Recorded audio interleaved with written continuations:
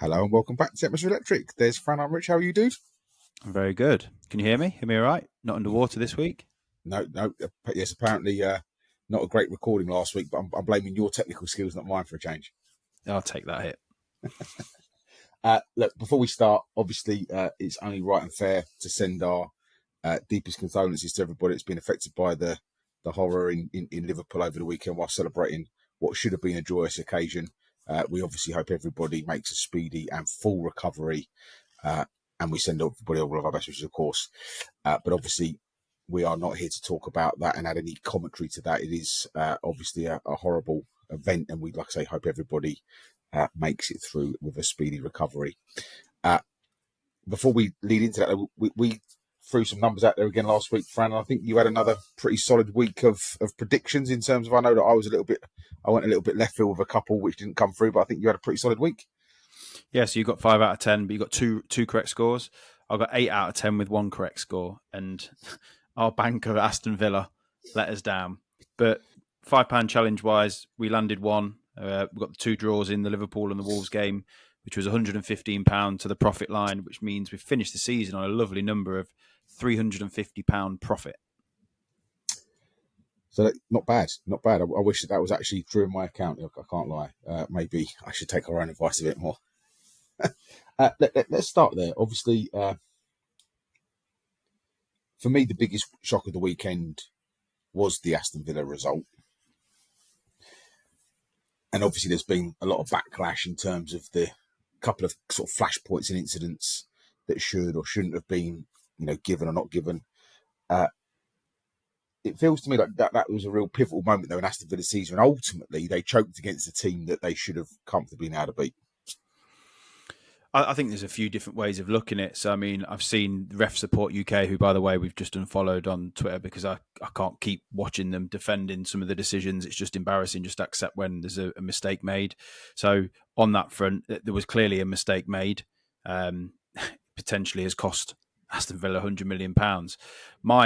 If you sort of flip that round, though, it's a team that they should be beating. It wasn't that they got beat. If you looked at the stats of the game, I messaged you at half time. I think there was 12 United shots to a Villa's 0.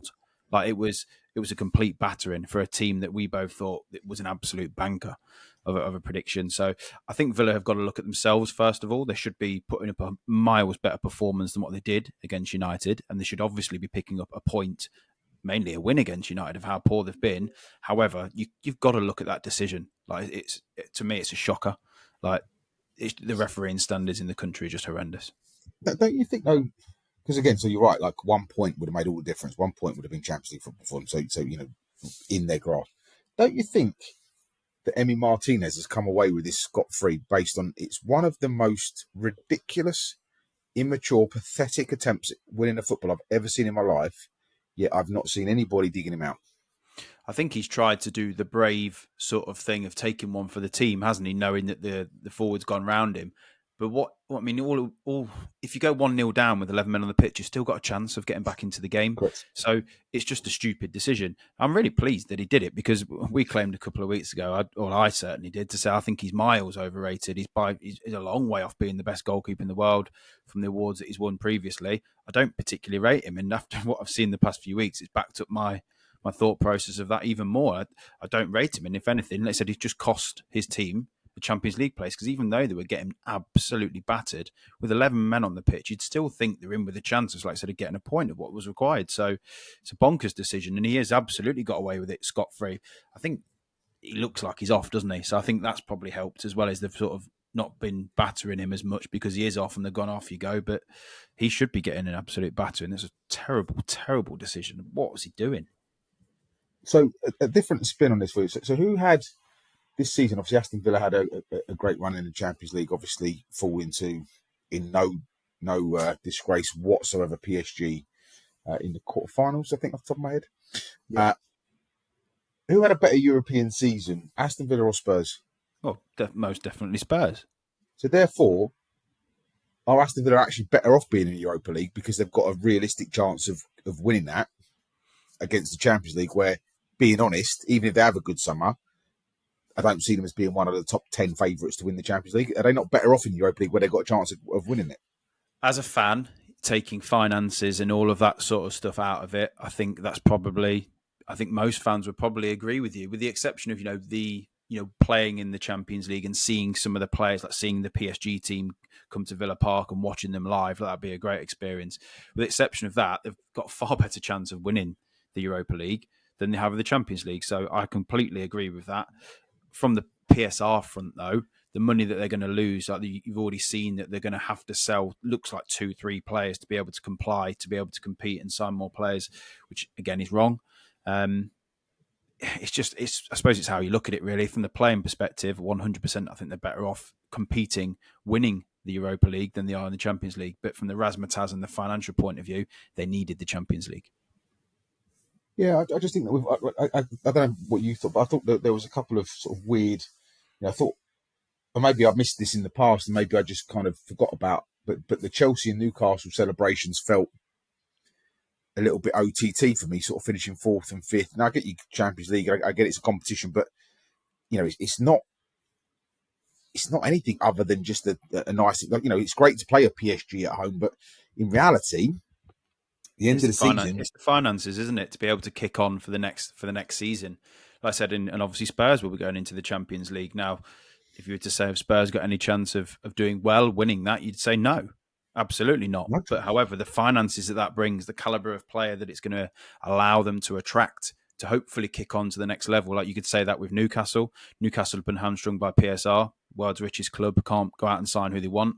So it's a necessity for clubs who want to build and move forwards, like your Chelsea's.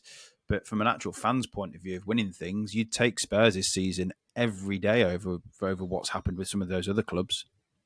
Probably with the exception, Newcastle have won the first trophy and got Champions Leagues. And of course, tonight Chelsea have the chance to win their version of the European Cup in the Conference League, albeit not quite as glamorous. But I think we all just need to really refocus back on winning trophies over league positions. For me, has to be the way to go. I've spoken to many Spurs fans in the last 7 days, and all of them have said they would take 17th in the Europa League over 3rd and no trophy.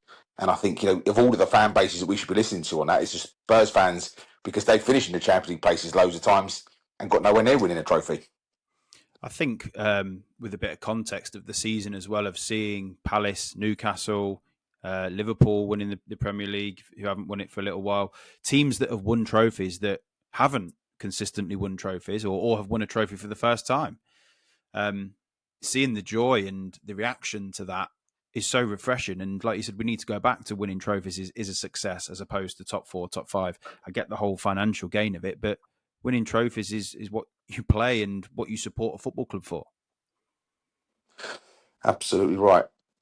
Obviously, over the weekend, we welcomed Sunderland back to the Premier League as well. And now the 2025-2026 Premier League collective or cohort is now locked in. Obviously, a massive surprise. You talked there about Palace, Newcastle and Spurs all winning trophies as being a surprise. Sunderland being the 3rd team to come up was a massive surprise. And even having watched the game, it was a surprise. At 1-0 down as well, yeah, definitely.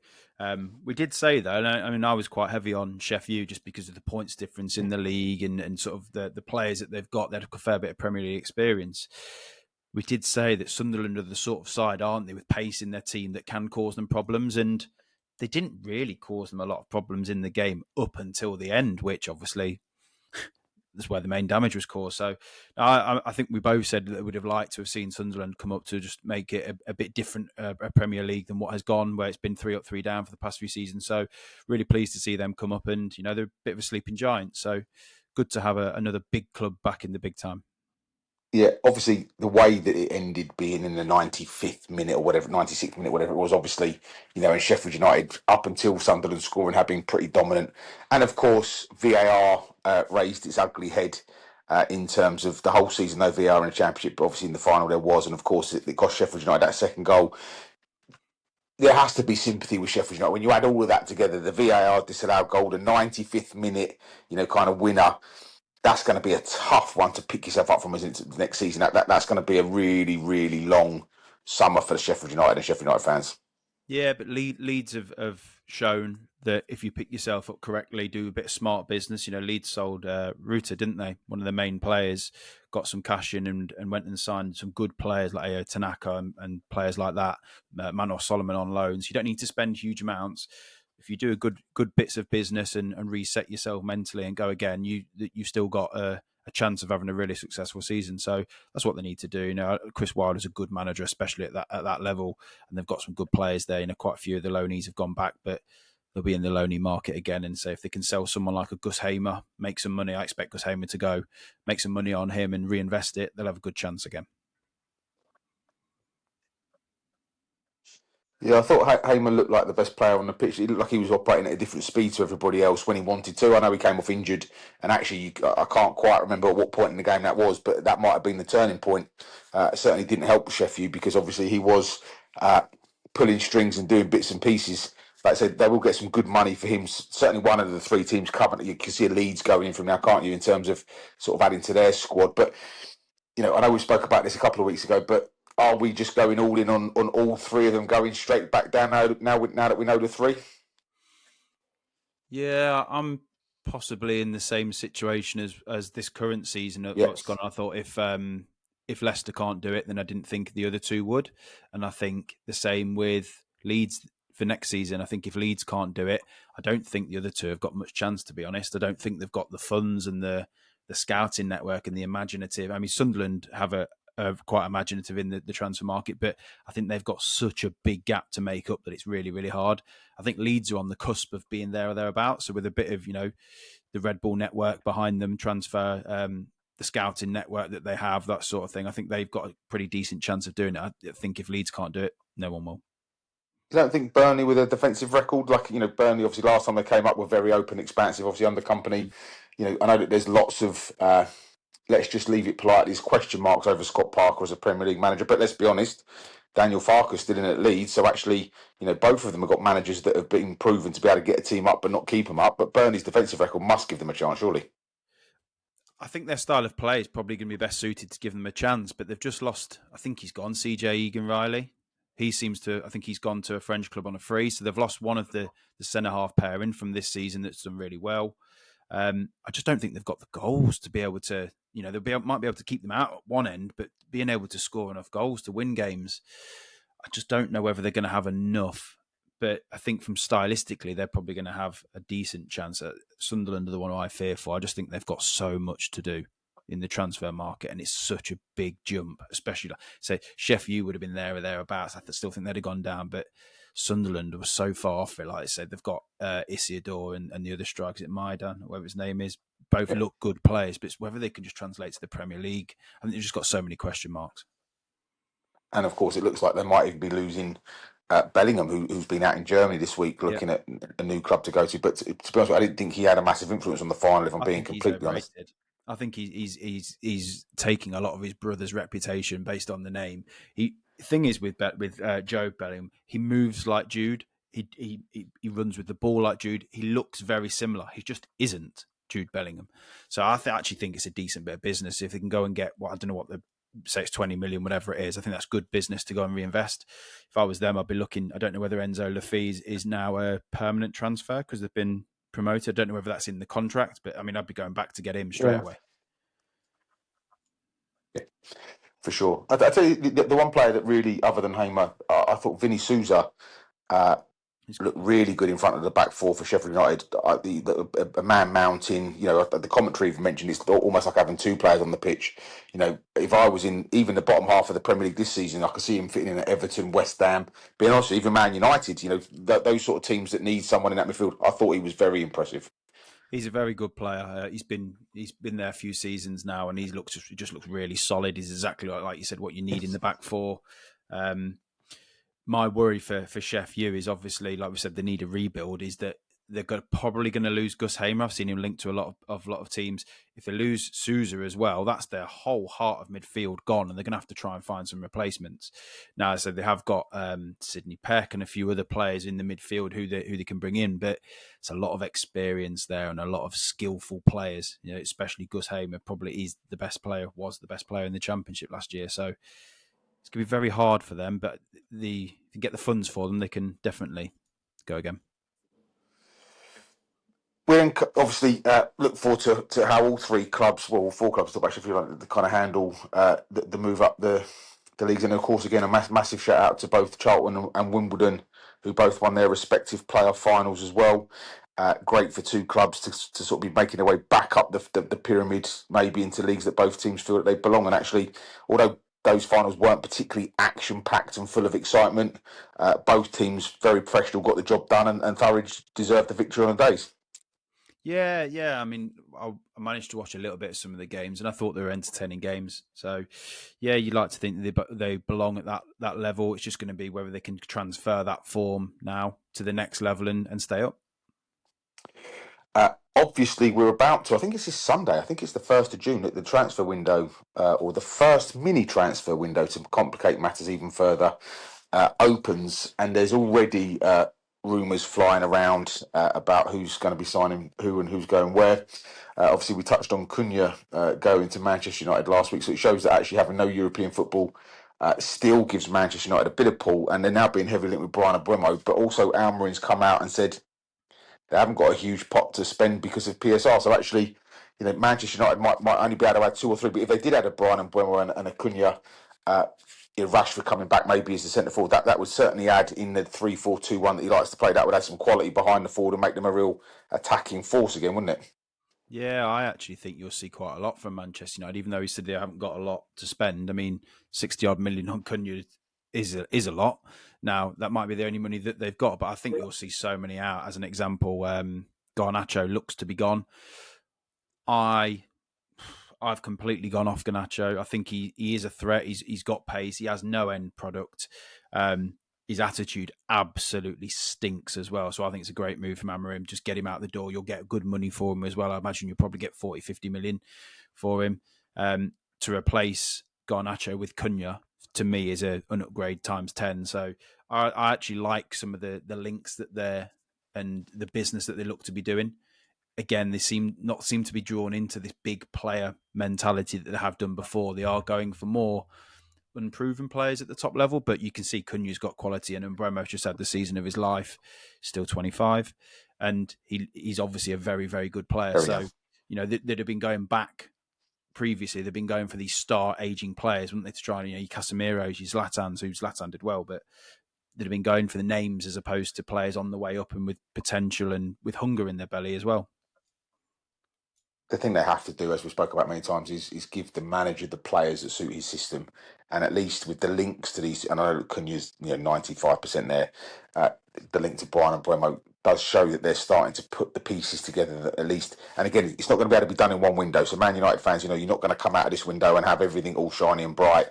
Defensively, I think actually they've probably got almost there or thereabouts. If you can keep the lip fit with Yoro and Maguire, that's a back three. You've got Luke Shaw that can cover with Dorgu.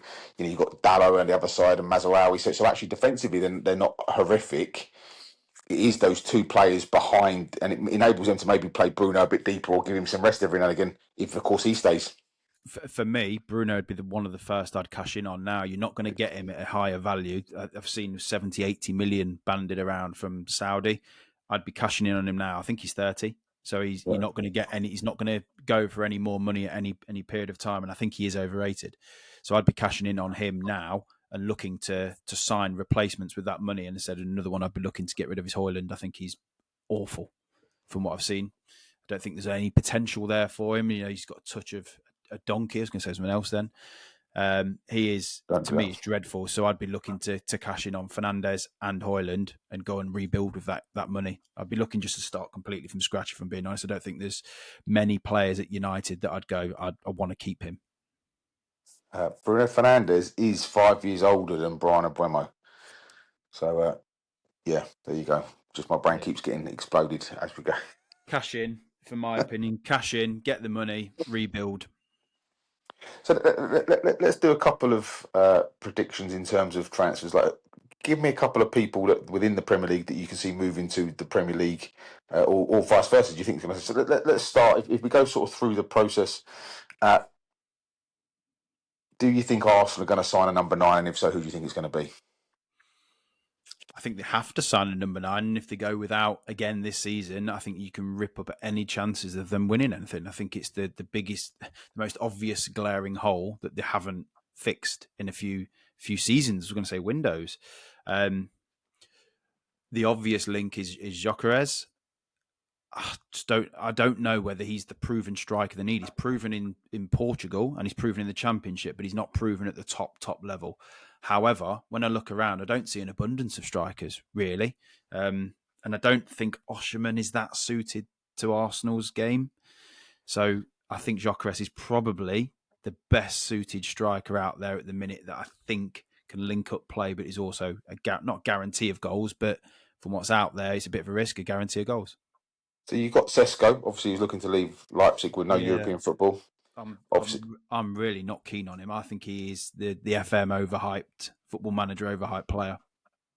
Etekiki I know that's not how you say it, but from Frankfurt. Yeah, I like him. I think he's got a lot about his game, but again, unproven. There's not the proven striker is Osherman, isn't it? But he's a very particular style of striker. So someone that is proven and has come out as an Arsenal fan is Ollie Watkins. Is that not just a home run for all teams concerned? Aston Villa get him off the books in terms of PSR. Yeah, I think it's a great shout. They'll need to sell somebody. The question is whether Aston Villa will do that, because if they still had John Duran around, it would have just been a no-brainer, wouldn't it? Thank you, Ollie. Off you go. We'll take the younger lad who's got potential, is a good player, and we'll keep him and develop him. But they'll be left with 0 strikers because Rashford and Asensio are on loan, so they won't have one. So they'll be on the lookout. But it does make sense. Villa will be looking to sell. So yeah, Watkins to Arsenal, I think, would be a good signing. It's whether they can do the deal with a Premier League club. As always, is the problem. Do you think, obviously, Manchester City, I think, are going to be a very interesting transfer window, both ins and outs. The obvious glaring out has to be Jack Grealish. Do you think anyone's going to have a dabble at Jack Grealish to get him, give him a bit more playing time? He's played very, very few minutes over the last 2 seasons. Do you think someone's going to take a gamble on him? Obviously, Man City are going to get nowhere near the money that they probably hoped or paid for him. And of course, wages will be a stumbling block. But do you think he might just go, do you know what? And again, in our world, of course, 100 grand is crazy numbers. But in their world, it's, give me 100 grand a week, but just make me play. I think you've hit the nail on the head there. It's going to be the fee and it's going to be the wages. I've seen Newcastle linked with him, and the fee I've seen is 40 million. My issue is that he's not played at that level for a period of time now, that 40 million is a risk, because he might have had all of his flair and, he's not young anymore. I think he's probably 28, 29, 30, possibly. So you say he's not 21 anymore. So all of that zip and flair that he used to have, his body's aging, it might have gone from him. So I think 40 million is a risk, but he'll definitely be on the way out. It's just the sort of style of the transfer. Like, I can see it probably being a loan, if I'm being honest, because I don't think anyone is going to stump up 40 million for now an unproven player. He's 30 in September, so essentially you're signing a 30-year-old player by the time the season starts. Yeah. And like you say, I think that it'll be a very cheap transfer fee. If it is a transfer fee, it'll be nearer to 10 million than the 30 or 40 million. I don't think there's no way in the world they get anywhere near that. No. And when I look at Newcastle, the one that I've seen heavily linked, he doesn't get in ahead of Gordon, and he doesn't get in ahead of Harvey Barnes for me on the left. So where's it? I mean, unless he starts going to play in sort of the 10 inside role, I can't see him getting in there. No, but again, it's about, Newcastle for me have got a fantastic 11, and I know that we've just talked about Grealish, needing minutes, but I think he's going to be, if you look at sort of Manchester City, they've probably got 19 first team players, if you like, 19 players that can, whereas Newcastle have probably got 13. And actually he'll be in that rotation. And again, Champions League football for Newcastle next season, they're going to need their full depth of squad next year. They are a team that seems to pick up injuries as well. So for me, that would be a good addition. And again, of course, English homegrown, so it helps with both Premier League and obviously European kind of squad sizes. But it's going to be about Manchester City going to have to take a serious hit on that number. I don't think it's anywhere near 20 million quid. Yeah, I think the obvious one for him to sort of go back is to Villa, isn't it, really? And they might be able to do a loan and sort of from a PSR perspective do it quite cheap. I think he'd actually flourish there. He'd be putting his heart and soul back into that, wouldn't he? But yeah, I can't see a future for him really at a lot of clubs. Like I said, he's going to be a rotation option, and it's a bit of a shame, really. He's just waste his wasted the talent and natural flair that he had. So we talked about Arsenal with a number 9, and the next two teams down the league, sort of going down the sort of the end of the season table, Manchester City. Do you think they will go for a substitute for Haaland? Obviously, great they've got their number 9, but actually when he's not there, they haven't got a number 9. And what sort of level of player do you think would go there to be the backup? We used to hear all the time that Spurs couldn't find a centre forward to come in because they didn't want to be Kane's number 2. But Man City, for me, feel a bit light in that role specifically when Haaland's not in the team. Yeah, I don't know whether they actually will be on the lookout for a 9, sort of a number 2, number 9, because they'll have Marmoush who can fill in that role.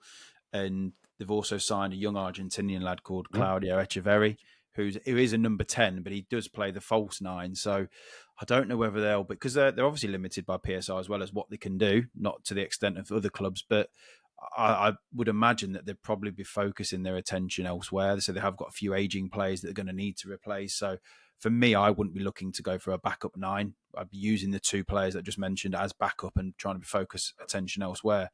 I think they've got far more problems with De Bruyne leaving and trying to find a solution to that problem as opposed to a backup 9 for Haaland. And the fact that Gundogan's legs have gone and Silva's legs are starting to go as well. John Stones is massively injury prone now. Like, I think when you look over the pitch, Edison is aging. Not that it's affecting him, but there's rumours every year that he's possibly off. So I think they've got far more issues than a backup 9 at the minute. Chelsea definitely don't know. So again, we've just given that list of centre forwards. Which one of them? I know which one I'd like to see at Chelsea. Which one of them would you like to see go to Chelsea? Chelsea's a difficult one because, again, very similar to Arsenal, but it's almost Arsenal on steroids of possession of the ball. The forward needs to be very comfortable dropping deep and getting on the ball. So for me, that rules out, Oshermans and stuff. So I think it's a really difficult one for Chelsea because it seems like they're after a Drogba regen. And I look around and I think, who can play that role? Like, it's really difficult. So, but I think this is the problem with all clubs who are looking for forwards. They're looking for forwards that are so well rounded, and the strikers that are out there at the minute are either very technical but not strong enough to hold the ball up, or vice versa. Like, there doesn't seem to be massively well rounded forwards out there at the minute. It's more like you said. You've always said system based. It's whether you can fit into a particular system rather than you building the team around a player. Yeah, I take on board everything you've said, and you're absolutely spot on. But the one for me, and you actually used the name that I referenced just yesterday, I would love to see Chelsea go for Osherman and then change the system slightly to suit. Because I think actually Chelsea are in danger of eating themselves because you're playing a system that doesn't suit Cole Palmer. And he's someone that can, should be scoring 15, 20, 25 goals a season, but it doesn't suit him in the output sense. And so actually, I think if Maresca has a little bit about him, you've now got like Pedro Neto down there, you've got, a bit of pace around him. For me, I would love to see what Osherman could do in the Premier League. Yeah. And as much as I think Man United could be an option for him, not saying they can afford it, but I'd like to see him go, mate. But I think Chelsea for me is the one place I'd love to see him go. The one forward who I have thought of, who I think is a bit of a Drogba regen, and I say that lightly, is probably Liam Delap. Still, loads of potential and is relatively unproven still, but he's the sort of player that does hold the ball up well, strong, powerful, and scores goals. So he's more of an outside shout, isn't he? He's not the sort of player like you mentioned, Osman, who will come in and more than likely bang goals in because he's proven. Liam Delap's one that's floating around, but I've seen him linked to Everton as well. Apparently Everton are putting together a tremendous package for Liam Delap. So yeah, I mean, there's so much competition for the number 9 out there, and so few of them quality ones to go around. So it's going to be interesting to see what happens. Yeah, absolutely not wrong there. As we've touched on Newcastle already, obviously Newcastle for me just need to pad out the squad a little bit. It's can they add a couple of sprinklings to the first team? Isak obviously picks himself. I would like to see them have another winger come in that can add a little bit of competition. Obviously for Newcastle, as many teams, the biggest thing for them is can they keep that squad fit next season?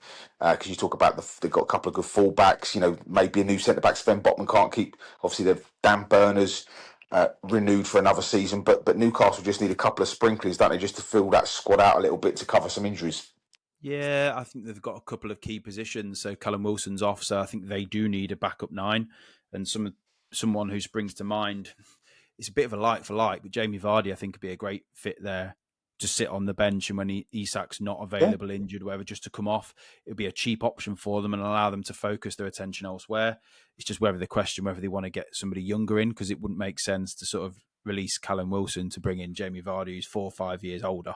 So, I mean, I personally would look to do that. I think you've got to look at the fullback areas for them. They've obviously got Lewis Hall and Livramento, but off those two, it seems to be, Trippier's aging and isn't the player he used to be, and Dan Burn having to be shuffled out to left back. So I think they could do with some competition there, and obviously some central midfield competition and backup as well. The one area for me for Newcastle is the goalie, though. I think they can upgrade from Nick Pope. I like Nick Pope. He's not very good with his feet, though, and he's quite injury prone. So for me, if they can go and focus their attention on a goalie, that to me is their glaringly sort of obvious hole in the team or the 11 at the minute. Yeah, no, absolutely. And interestingly, Liverpool could be a place to go for that, 'cause obviously they've got the Georgian keeper coming in, haven't they, that they signed last summer. Obviously, that leaves 3 kind of Kelleher, and obviously, so actually that because I know that they were looking at James Trafford, but I think obviously with Burnley coming up now, probably he might give that a go. But I suppose Champions League football would probably be a draw as well. So it'd be interesting to see what they do. Obviously, skipping Aston Villa because we've touched them already, we jumped to Nottingham Forest, and it feels absolutely mental to be talking about Nottingham Forest not in the Champions League now, doesn't it? After the season they had, and they actually ended up in the Conference League. Yeah, I was going to say, even the Europa League, they've missed out on it.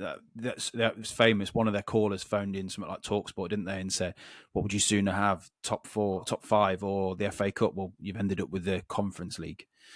So when we were talking about some of the targets, like Cunha and Umbremo and Vissa were targets, weren't they, in the January window? It just shows you when you've got your opportunity. And we said this with a few other teams. Leicester back in a few years ago had opportunities to cement in January to go and get top 4.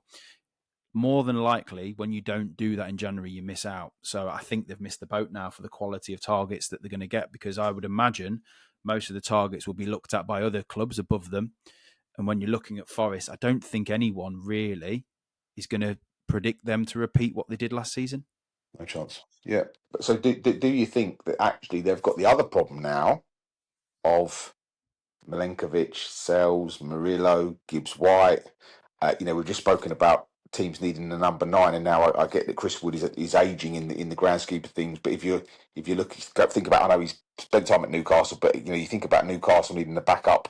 His XG output was obviously off the charts this season. But is Nottingham Forest window now about keeping those players rather than attracting the types of names that you were just talking about?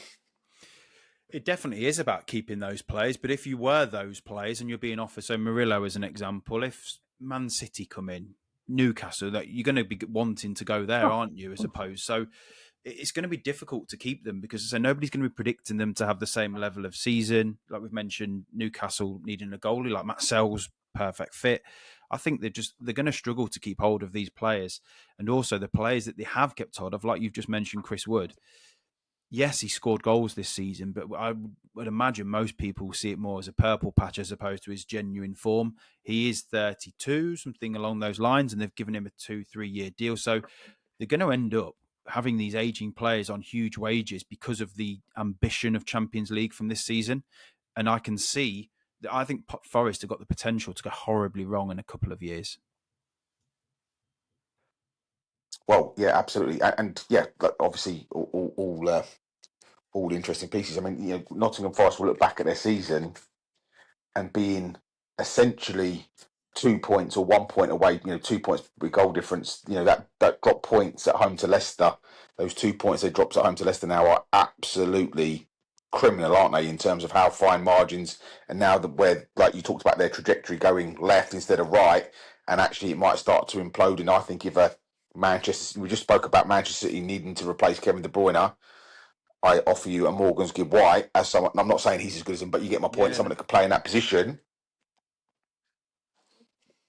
But you tap into some of the players, and I think if you just look a little bit deeper of what some clubs need, like you mentioned, Murillo and Milenkovic, you'd buy them as a pair, but individually as well. Unbelievable players, offering you different skill sets. So I think clubs will be hunting these players. And if you then end up with, Murillo going, Milenkovic going, I think Ola Aina, I don't know whether he's signed a new contract, but if he's on a free, unbelievable pickup for some clubs. Morgan Gibbs White, I mean, they'll bring in a lot of money for these players, but I wouldn't say Forest have got an unbelievable scouting network like a Brighton, where you can go, they're going to keep recycling these players. They have, with a bit of luck, really fell on some of them. So I think they're in big trouble, really. They've completely missed the boat. They should have gone and got, when they were linked with Cunha would have got them over the line. They should have gone there, splashed the cash, and got it done and sealed. Yeah, absolutely. Don't disagree. We'll jump down a couple of positions. Bournemouth, obviously, started off great, fell off a little bit. Semenya and we spoke about number nine's Evan Yeah, Evan Nilsson. Two players that you can see moving up the food chain, can't you? Obviously they've already lost Hoyson. Zabanyi, whatever, however you say it, I'm having a mare. He's obviously another good centre back as well. But certainly Semenya and Evan Nilsson feel like two players that those teams in Champions League should be looking at. And again, I could see Semenya at Newcastle and fitting in really well. So I definitely think Semenyo it will probably go, because said he's had a fantastic season. He does look a really good player. I think they'll probably get away with Evan Nilsson for now, just based on he had a decent season, but it's not like a season where you've gone, he looks top draw. I think they'll probably have another season to bed in, so they'll probably get away with him. But Bournemouth have done good business, haven't they? They're going to lose Kirkes. They've got an Argentinian left back to come in. They've also got Junior Krupi, who's come from Lorient, who looks an unbelievable young French player. He's just been top scorer in League Two. He looks to have loads of potential. So when Evan Nilsson does eventually move on, they look to have already got these players in. My worry for them is that, similar to the sort of Brighton, where eventually this churn of transfers is just going to run out. And you mentioned Zabanyi, he looked top draw to me as well. So they're going to really struggle to replace quality for quality, because the draw isn't there for them. Even from Forest's perspective, they're in a European competition. Historically, they're a bigger club. They're going to be able to attract that higher level than Bournemouth. Bournemouth are always going to be on the potential route, and all it takes is 3 or 4 of your potential transfers to go wrong, and you're struggling. So for me, we've highlighted last week, they're a real doubt next year for me. I think they could be in trouble. A couple of other players before we wrap up in terms of both today and the predictions. Obviously, we've spoken about Mbeumo. Let me ask this a different way, because I think it's safe to say that he'll be leaving Brentford this summer one way or another. If you was Brian Mbeumo at the young age of 25, so you've still got your best years ahead of you, what one of the Champions League clubs would you pick to go to? I don't think he'll get a Champions League club. I think Man U is his destination. Really? Yeah, I think Man U is probably his destination. When I look at the Champions League clubs, I don't see where he'd fit in with some of them, probably with the exception of Newcastle, of playing on the right, alternating with Jacob Murphy. The thing is, people are dismissing Jacob Murphy and the sort of performances he's put in. And when you look at it on paper, you identify the right wing for Newcastle as a bit of a weak link, but his output this season has been top draw. So, yeah, obviously competition-wise, I could probably see Newcastle being his best fit Champions League-wise, but other clubs, I don't see where he'd fit in, really. Okay, I think off the season he's go? had. Well, if I was him, like again, obviously assuming that all of the teams were interested in me, I think he makes Arsenal better. He'd be directly competing with Saka, though, wouldn't he? Yeah, but I think what we we have to remember is that every year there's a slight tinkering of shape, position, and systems. And I think Arsenal. If Arsenal are a big club, and I use the word, if it's a small word but it's a massive word, you can't just rely on Saka. Like you need to have a squad. Like you need to have players that can come off the bench and get you a goal against Brighton and Hove Albion or Ipswich Town when it's 1-1 in the 89th minute, and you need a player to come on and get, because we just talked about Nottingham Forest missing out by the home draw to Leicester. You look at Aston Villa missing out on goal difference. Like they're fine margins, and you need to have a squad, especially if you're going to try and Arsenal are talking about next season needing to win a trophy, right? They have to win a trophy, otherwise, I don't know what the fan base will do. Go and get players that make your squad so that the bench is as strong as your 11. Like, we don't know. And because Saka is missing 6 to 8 weeks a season with injury at the moment as well. Yeah. So for me personally, I'd have gone the other flank and I'd have been looking to target somebody on the other side. Because when I look right, you've got Saka. There is someone there too. Yeah, Nwaneri, who's obviously come through. And he'd be the one I'd be giving a shout to back up and develop. I think the other flank, Martinelli's not good enough for me. And Trossard has been playing again. He's not good enough. I think they're both good enough to be squad players, but they need a starting impact. Which again, I've seen Rodrigo linked with. I don't know. It's a bit of a. He's not leaving Real Madrid, mate. I don't think he's that good. Anyway, I don't think he's that good of a player, if I'm being honest.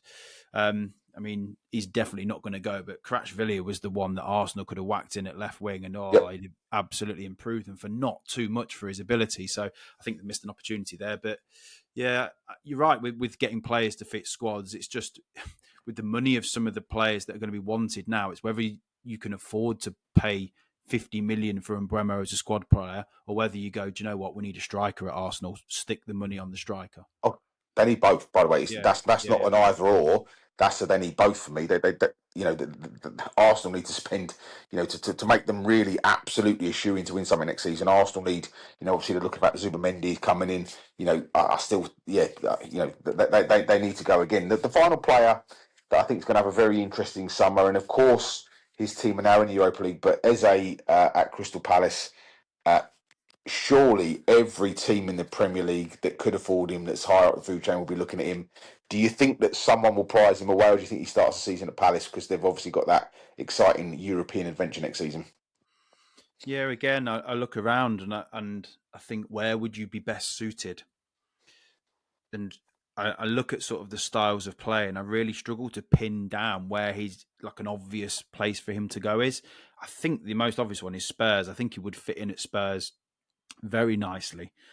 It's whether Spurs are going to be able to do the deal. They've obviously got the biggest PSR positive difference, if that's the phrase. So I think financially and sort of location, I think he's a London boy, works perfectly. So that's where I would see him going. Again, I just don't know whether other clubs will be looking to purchase him, because he's not a backup player. I don't mean that rudely, but he's not an obvious go straight into the 11 of some clubs, whereas I think he would at Spurs. So for me, I would see him going Spurs. I think Spurs fans would be very, very happy with that if that was to happen. Of course, it's a little bit congested there with James Maddison, but it looks like Kulusevski could be out for 12 months with his knee injury. So actually, Spurs are going to need to have a very big summer as well, as all the teams do, let's be honest. This weekend it is Champions League, PSG versus Inter Milan. I'm very much looking forward to that. But before that, we have Chelsea versus Real Betis. We're throwing you on the spot here.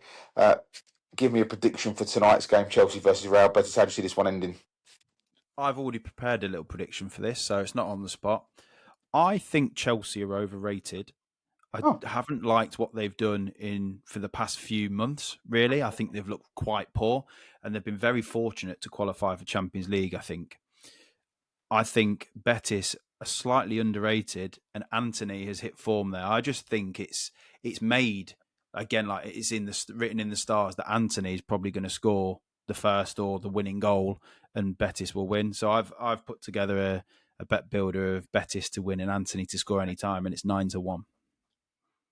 Is that all? It is all, but I mean, if you fancy Antony to score first, he's 12-1. But I just thought that would be a lot bigger than that. I thought the odds on both those things happen would be a lot bigger than that. Yeah, I just think it's sort of written for him to do some damage against Chelsea. He got laughed at in England, didn't he, as the player that he was, and the things he was producing for his little rubbish spin that he used to do. I just think it's written in the stars that he'll probably go and cause some damage. And like I said, I don't particularly rate Chelsea that much. No, I'm giving the Nicholas Jackson factor being back a little bit of credit, and I think Chelsea will just get the job done. I think they'll just have a little bit too much. I think I can see this being 2-1 to Chelsea.